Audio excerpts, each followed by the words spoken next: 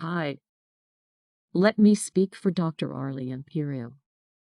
Health through a healthy lifestyle is better than getting the best cure. Let us now learn how to have a more healthy lifestyle. First, it is trusting in God.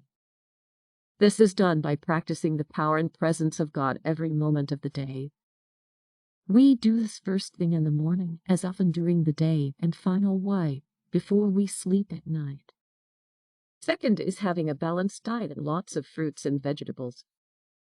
Third is aerobic exercise of 30 minutes done 2 times a day. Fourth is the proper intake of water and freshly prepared fruit juices.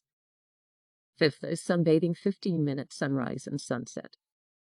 Sixth, temper control, where we prepare in advance to avoid sudden expression of anger when triggered by something that irritates us.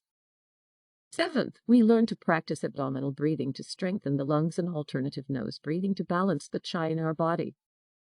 Eighth, rest or recreation through quiet contemplation and sleep. Yes to Dr. Arl Imperio, MD.